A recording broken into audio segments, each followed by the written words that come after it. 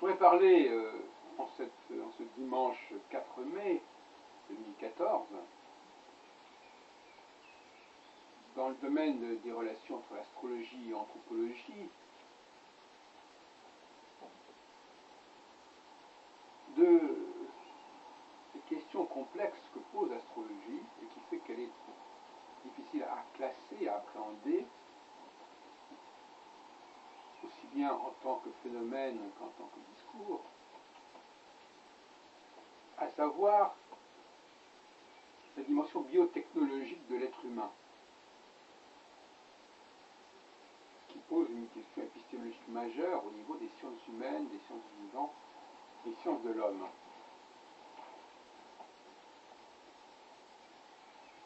Et ce n'est que dans la mesure où ces différentes disciplines vont évoluer, vont avancer, que l'astrologie, une certaine forme d'astrologie bien entendu, pourra jouer un rôle central, ce qui n'est pas évidemment du tout le cas actuellement. J'ai déjà évoqué dans différentes causeries et dans différents articles cette question de la biotechnologie, mais je ne l'ai pas assez développée en fait, pas assez exposée, et je n'en ai pas tiré toutes les conséquences. Donc je voudrais aller un peu plus loin aujourd'hui.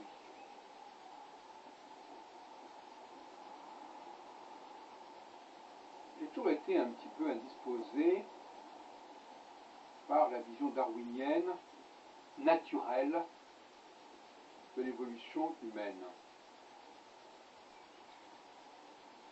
Probablement parce que je suis moi-même dans la création musicale, que j'ai une conscience assez aiguë du processus de création. De création qui s'inscrit pour moi d'emblée dans le domaine du technique. La frontière entre le domaine technique et le domaine naturel doit être mieux conscientisée. D'autant plus qu'il y a bien entendu un passage de l'un à l'autre. Une porosité. Il va de soi que le créateur, tout créateur, j'entends bien, se sert de la nature, du matériau brut de la nature, pour réaliser son œuvre. Mais il introduit de ce fait un changement majeur, un basculement majeur, et c'est cela qui est en jeu dans le domaine de la création. Une seconde nature en quelque sorte. C'est ainsi mise en œuvre, accouchée.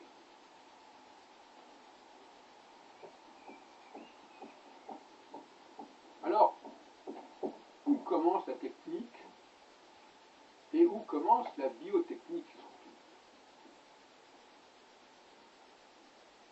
Alors, je vais développer ici une thèse qui pourrait paraître assez audacieuse, probablement, qui est la suivante. C'est que même au niveau organique, on est déjà dans la technique.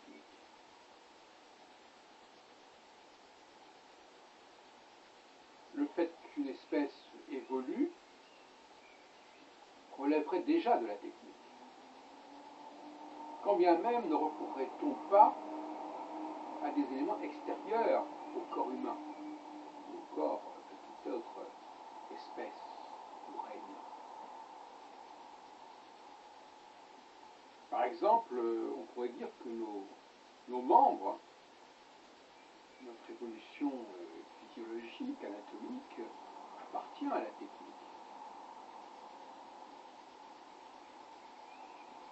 Et nous avons commencé par fabriquer des outils organiques avant d'être des outils instrumentaux.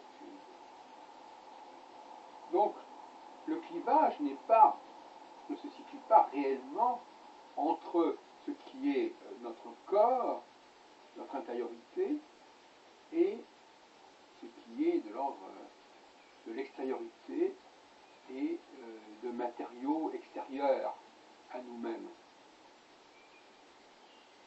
Et justement, la biotechnique se situe à l'intersection, à l'interface entre ces deux plans.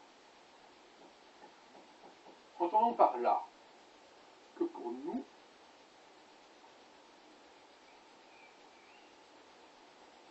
l'homme, ce serait construire le monde. Il serait l'œuvre de sa propre construction. Du moins, à partir d'un certain stade.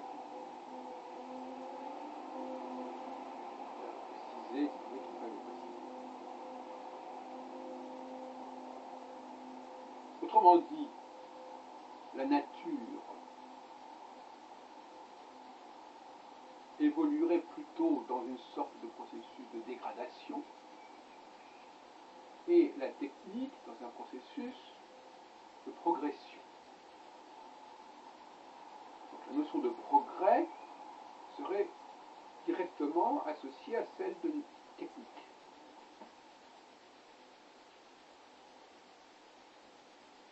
Bien entendu, la technique elle-même, jusqu'à un certain point, pourrait se dégrader.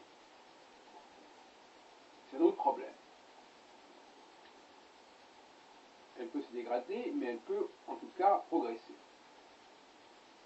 Dans le cas de la nature, c'est plus complexe. Il peut y avoir un phénomène d'expansion, mais néanmoins, les choses, notamment minérales, ne progresseraient pas, proprement parler.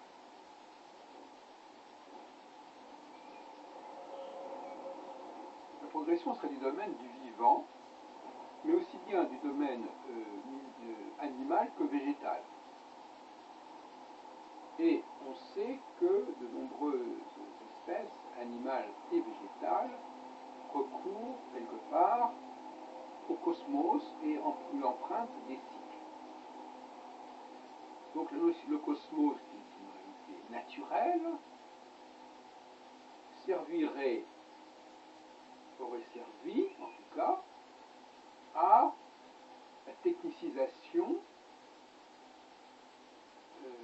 des vivants, animal et végétal. Le cosmos étant plutôt de l'ordre du minéral. Ça ne signifie pas que le cosmos ait été appréhendé de manière directe, c'est-à-dire au niveau, disons, tangible, au niveau sensoriel. Non. Le cosmos est une sorte d'objet visible qui ne nous intéresse que dans sa visibilité. Il ne nous intéresse pas en ce qu'il serait en soi. L'étude du cosmos en soi relève de la science. L'étude du cosmos pour ce qu'il représente, pour ce à quoi il peut servir au niveau d'une perception visuelle, cyclique justement, serait du domaine de la technique. Donc le cosmos lui-même a ce double visage. D'où une certaine ambiguïté en ce qui concerne l'astrologie. Les astrologues ont du mal à se retrouver dans cette problématique duelle.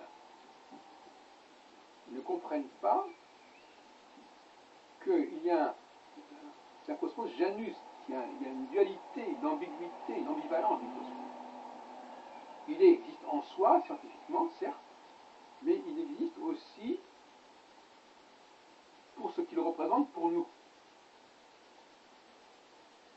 Même si ce que nous percevons du cosmos et ce que nous déduisons du cosmos n'a rien à voir avec ce que la science dit du cosmos. Par exemple, le fait que les étoiles fixes n'appartiennent pas au système solaire ne saurait empêcher l'astrologie de relier le système solaire aux étoiles fixes. Parce que là, on est dans une logique technique, et non plus dans une logique scientifique. Même si parfois, on peut penser que les deux puissent se rejoindre à un certain stade.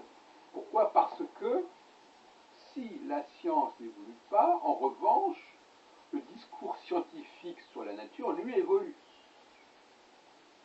Ce qui complique encore plus les choses. Parce qu'on peut dire que quelque part, ce discours scientifique sur la nature est de l'ordre de la technique. C'est une forme de création autour du cosmos.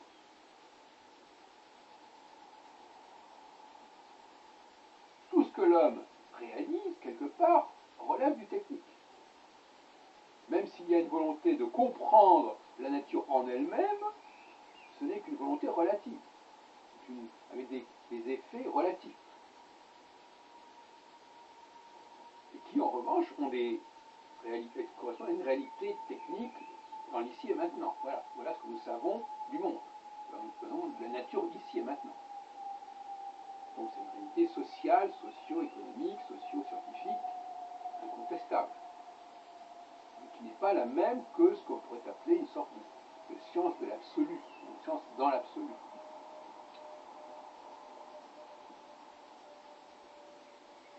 Donc, notre anatomie actuelle, nos facultés actuelles, seraient déjà, d'ores et déjà, dans le domaine, dans le champ du technique et de la biotechnologie.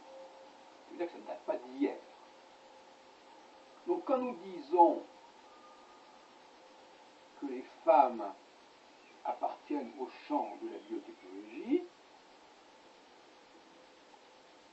qu'est-ce que ça signifie en opposition aux hommes?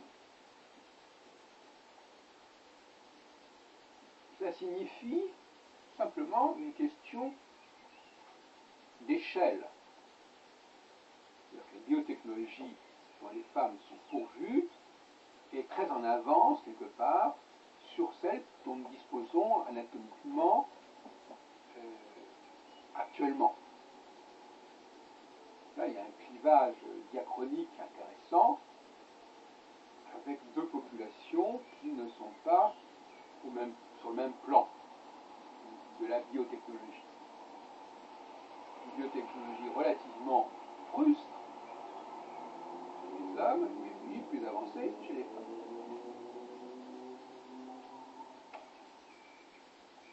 Donc, les femmes sont dotées, selon moi, de capacité de capter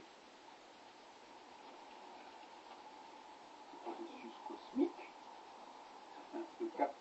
d'identifier certains signes cosmiques, de façon subconsciente, alors que les hommes ne les captent que de façon consciente. Et ce passage du conscient au subconscient est lié quelque part à la question des hommes et des femmes. Parce que une chose est de dire que l'humanité regarde le ciel et s'en inspire, par exemple dans le cas du calendrier. Bon, le calendrier, voilà, chez les juifs, voilà, on observait le début de la nouvelle lune, le tout premier croissant, voilà, c'était un homme d'observation qui n'avait rien de subconscient. En revanche, quand on commence à dire que sous la pleine lune, il y a tel et tel comportement, là on est dans le subconscient, parce que ça n'est pas, les gens ne se sont pas dit, il y a de la pleine lune, donc je fais ceci ou cela. Donc il y a une biotechnologie de la conscience, une biotechnologie de la subconscience. Et en même temps, il est clair que notre propre anatomie relève aussi déjà d'une forme de subconscience, c'est-à-dire que nous ne sommes pas en permanence conscients de ce qui se passe dans notre corps, dans notre organisme. Et généralement, il vaut mieux ne pas trop le savoir. Mais il y a eu des travaux, notamment dans l'histoire de la médecine, la médecine a découvert progressivement, a décrit progressivement ce qui se passait en nous, et par certains côtés, certaines recherches psychologiques, psychanalytiques, se sont efforcés aussi de décrire ce qui se passait dans notre psyché. Et l'astrologie fait partie aussi quelque part de ce processus. Même l'astrologie ordinaire, qui décrit le thème astral, les différentes fonctions mentales que nous avons au regard des différentes planètes du système astral. Bon, bref, tout ça existe avec des effets et des résultats évidemment très très variés. Donc, ce qui nous intéresse astrologiquement, c'est de pouvoir dire que l'astrologie ne dépend pas uniquement de ce qui est conscient, de ce qui est une observation consciente de ce qui se passe dans le ciel. Quand je dis par exemple que Saturne déclenche des choses quand il se rapproche d'une des 4 étoiles fixes royales, je ne veux pas dire pour autant que cela soit perçu consciemment. Ça a certainement pu l'être dans le passé. Et ce sont des sociétés qui ont véritablement organisé leur vie par l'observation du ciel.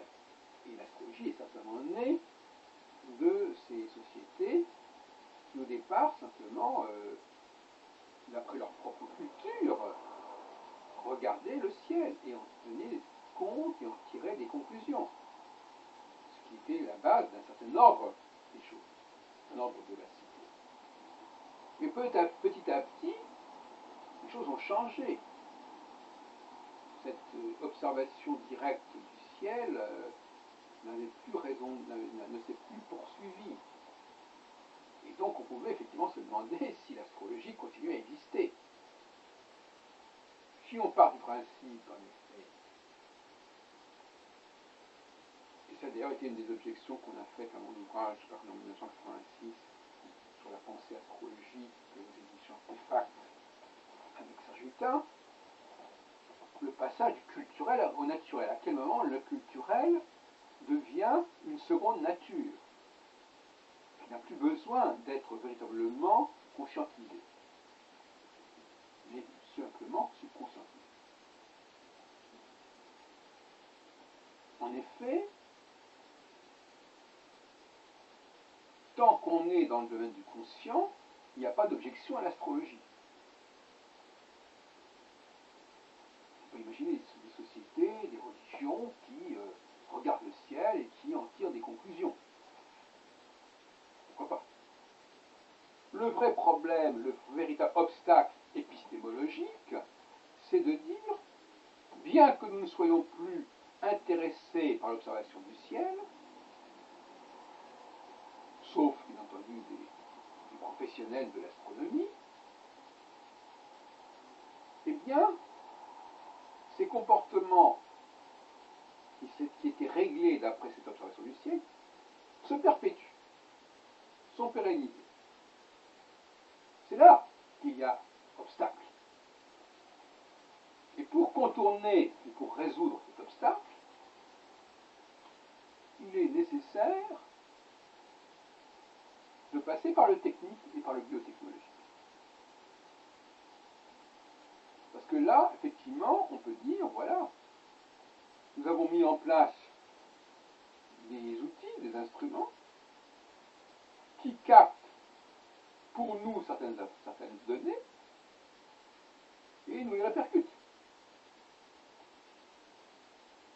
N'oublions pas que tout ce qui est de l'ordre du mécanique joue un peu le rôle de la subconscience aussi. C'est que nous ayons l'électricité, le chauffage, etc., n'est pas de l'ordre de la conscience permanente. C'est quelque chose qui fonctionne à notre insu, c'est une façon de parler, et qui fonctionne sans que nous ayons à y penser, et sans que nous ayons à y veiller. Donc, pour résoudre cette aporie, cette difficulté, il faut bien expliquer que ce qui est culturel ne devient une seconde nature que par le biais de la technique et de la biotechnique. La technique est l'interface entre ces deux plans. Encore faut-il avoir la technologie adéquate et nécessaire.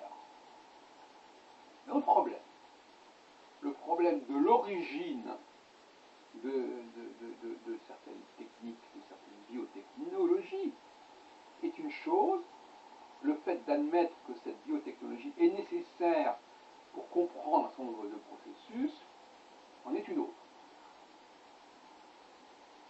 L'un est d'ordre diachronique, l'autre est de l'ordre synchronique. Donc, selon moi, les femmes seraient équipées biotechnologiquement, et donc intérieurement, sans passer par des appareils extérieurs, seraient équipées, auraient été équipées, ou auraient même été créées par rapport à ça, tout simplement, probablement encore, ce serait même leur raison d'être, si on veut, pour précisément enregistrer les processus cosmiques et les répercuter lorsque certains signaux qui ont été bel et bien programmés, et qui n'ont rien à voir avec le fait de prendre en considération la totalité du cosmos, la totalité du système solaire, mais seulement ce qui a été déterminé, ce qui a été finalisé, si on veut, eh bien, effectivement, elle répercuterait cela par un mouvement qui leur serait propre, collectivement. Car là, on est dans le domaine du collectif. L'astrologie ne fait sens que dans le domaine du collectif. Ce qui ne veut pas dire, bien entendu, que le collectif ne soit pas constitué de la totalité des cas personnels et des processus personnels. Il n'y a pas de contradiction à cela. Une personne qui regarde un programme, c'est une chose, des millions de personnes qui regardent le même programme, c'est une autre chose, mais c'est quand même le reflet de millions d'individus qui vont dans la même direction. Il n'y a pas d'opposition. Donc, comme je l'ai dit encore récemment, et plus clairement récemment, nous avons affaire à une sorte de migration, émigration, selon les moments, qui fait qu'à certains moments, les femmes se retirent, se mettent sur la touche, se constituent en tant qu'ensemble séparé des hommes, et à d'autres moments, au contraire, il y a une mixion, il y a une rencontre entre les hommes et les femmes qui a des effets totalement différents, bien évidemment.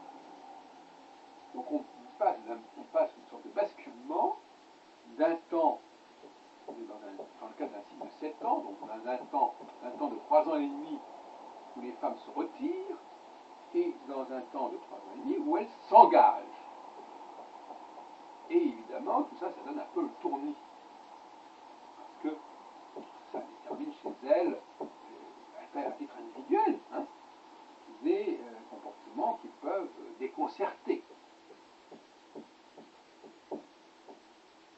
Mais qui ont leur raison d'être, quelque part. Même si ça le dépasse, même si ça les dépasse.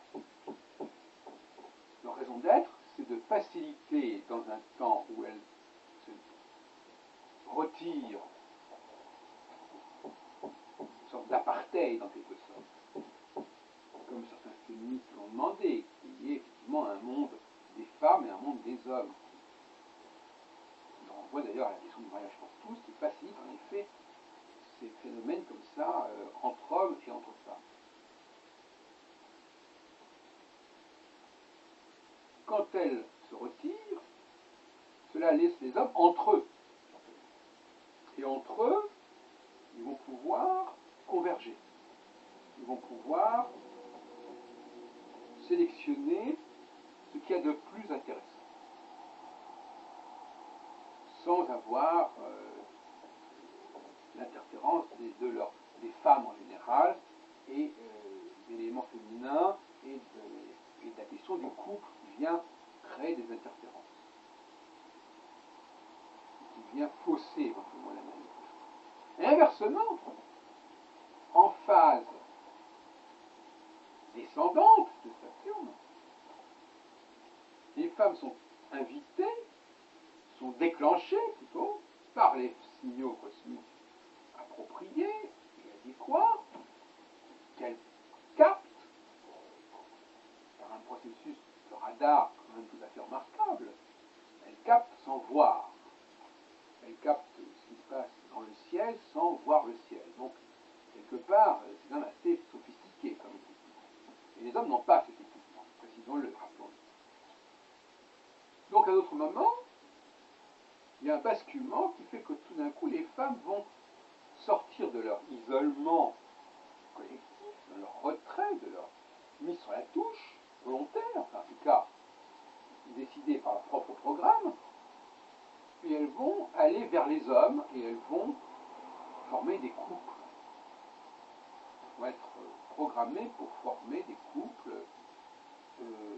pour constituer des familles, pour procréer et pour créer, pour aider les hommes à créer. Et là, on a une sorte de morcellement, de découpage du monde en un nombre infini de parcelles, de cellules, que j'appelle, moi, un processus martien, comme le boucher qui découpe l'animal en steak, en entrecôte, en toutes sortes de choses. Eh bien, la cuisine, c'est quand même passe beaucoup par le couteau. Et effectivement, ça va favoriser la constitution d'entités relativement de petite taille.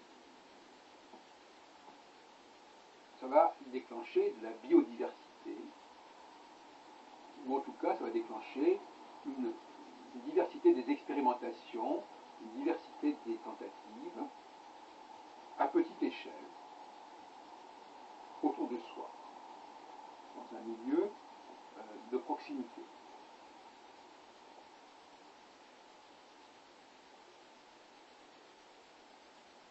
Cette diversité est intéressante parce que il va y avoir un grand nombre de tentatives, d'expériences, de réalisations,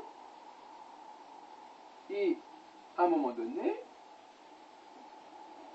quand on va repasser en phase montante, il va y avoir une sélection extrêmement dure parmi tout cela. Peu comme les spermatozoïdes, dont très peu sont choisis.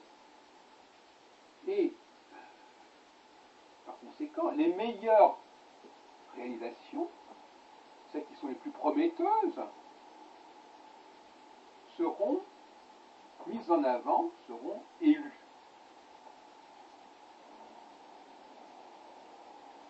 Et ça permettra à l'humanité dans sa globalité d'être fécondée par ce qu'il y a de plus achevé, de plus inspiré parmi toutes ces expériences qui ont été réalisées en phase descendante, en phase de cloisonnement.